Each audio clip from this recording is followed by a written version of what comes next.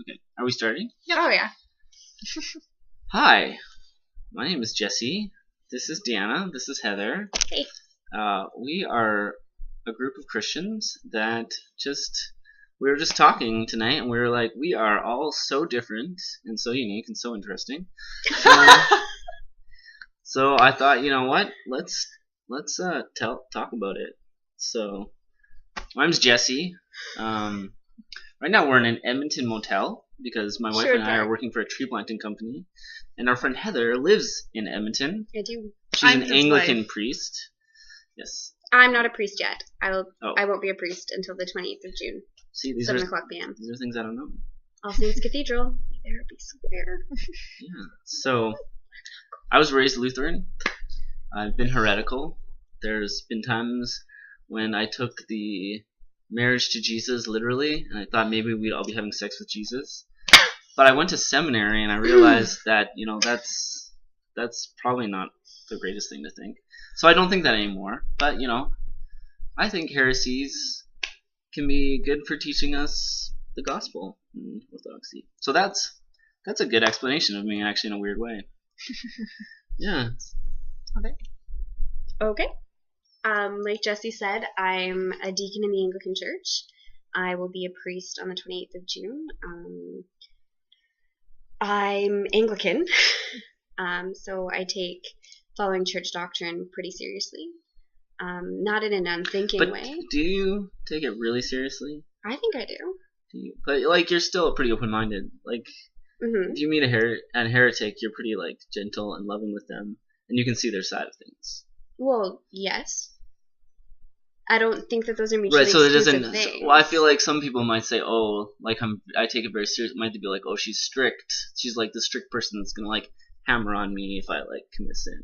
I don't think that anyone who's talked to me for 3 minutes is gonna be like, "I think Heather's gonna hit me with a Bible until I agree with her." I think if they watch that first 3 seconds and they're like, BAS, "I am this traditional Anglican." A BAS is an Anglican prayer book. In Canada, we have the BAS and the BCP, which are 2 orders of service that we use for worship on Sunday mornings and for morning and evening prayer and midday prayer if you're super cool and do midday prayer. Do you want to keep going with the introductions before we get into... Yeah. Oh, I'm sorry. Yeah. You've got a lot to talk about. No, but okay, but you were saying you're a deacon and then... And what really, I guess, excites me about this conversation that we've started over YouTube is the idea of all of these incredible Christians who are trying to figure out how to live faithfully in this world without pretending that the realities of this world don't exist, if that makes sense. Yeah. And just being a voice that is a young voice that is engaged with an older voice and hopefully engaged with younger voices yet, just to kind of figure it out, because it's a journey and we're figuring it out. My boss from my placement last summer hates the word journey, so I don't, but it's a good one. Yeah. Right? The early Christians called it the way, right? It's in Shane Claiborne. I think that's the first time I heard about the way. It's Shane Claiborne speaking. We could talk about him later, but anyways, and Deanna. My name's Deanna Hove. Jesse and I got married last August. So, I deaconed. Yes, Heather deaconed. I grew up in kind of a conservative Christian background, Baptist-ish. So it's been interesting to me. I was brought to an Anglican context by going to Wycliffe College at U of T for their program in development. I am really interested in social justice and issues like that.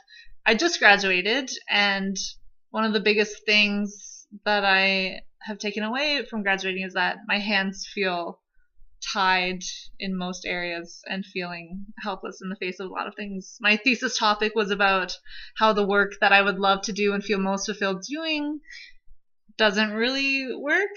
That's what I wrote my thesis on. So I'm just kind of processing that and how we can fit those things realistically into our Christian life. And it's just been interesting for me coming from kind of a Baptist background, being in an Anglican context and learning about things like the church and liturgy and sacraments and it's been really great so far. That's interesting that you talk about social justice. I was just on the phone with my dad, and he was talking about like Christians that are into social justice. His feeling is that they can sometimes have this like martyr complex and get really stressed out and burnt out really easily. And it was interesting. Like for him, it almost went to the point of like derogatory, of like if we just stop focusing on that more and maybe more on like personal relationship with Jesus, then that would be like better because people would be more relaxed about things. But I feel like that was a cop out as well. Mm-hmm. It definitely has to be a dialogue between the two. Because but also how would you have a relationship with Jesus without doing those? Without, I think it becomes really superficial really quickly, right? Because it's just like, oh, he just makes me feel good or it brings me peace, which is true. But it's like, but there's also an aspect to the gospel where it's like Jesus really cares about suffering, and Brian Walsh, one of our professors. We all attended Wycliffe College, if you didn't know, but hit one of the lines that I think, whatever you think or don't think about Brian Walsh, was like the language of non-just judgment in Christian circles. The oppressed can't afford that language. They can't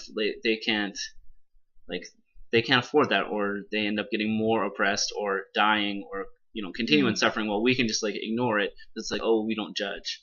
So that's like an interesting. Yeah. I just spent a week on my grandmother's farm in southern Alberta, and we had a lot of really interesting conversations about the direction that she's in the United Church, the direction that her church has gone, and kind of the direction that my church is going in regards to social justice. And I guess we decided that there is a difference between social activism and social justice. And we were talking about how social justice is rooted in the gospel and is rooted in what Christ has called us to do. And it looks remarkably similar to social activism. But the agent of change, I guess, is Christ in one, and in the other is us. And yes, the church is called to be like Christ. Yes, we are caught up in Christ through his death and resurrection, through baptism, through all of these things. Jesse Hope does not care about what I'm saying in his left. I'm actually listening. I have just really likes coffee. With a little bit of Bailey's in it, let's be honest. Full disclosure. A little bit of Bailey's in here. Mine doesn't, though, because I'm driving. Heather's doesn't. Safety first. Yes. Should we, I don't conclude? Maybe. Or I think we could just. Well, I think this was just a good introduction, though, to obviously we have a lot to say, and maybe we could become caricatures in some ways, but I think I'm not only about social justice, but I think only us and our group of I'm friends. not only a weird guy who thinks I'm having sex with Jesus. I have some really deep theological thoughts as well. And plant he does. trees. Yeah, he I does. plant trees, and I think that is actually a part of the gospel. I believe N.T. Wright has an essay called "Share the Gospel, Plant a Tree" or something like that. It's in the Green Bible. And so we just wanted to talk about themed Bibles one day. Or we should. Right now, even. I think for an introductory video, maybe we should just wrap it up. Okay. Or yeah, that's cool. Yeah, we could do another video later, and we could all do our own individual videos whenever we want and just post them, right? I think that's so. Mostly, we just want to start conversations from different perspectives about issues that we care about in terms of just the real issues that we're dealing with. I did want to talk about that one guy who thinks that you can no longer become a sinner and says he knows people who don't sin. We'll get there, Jesse. Okay. There's time.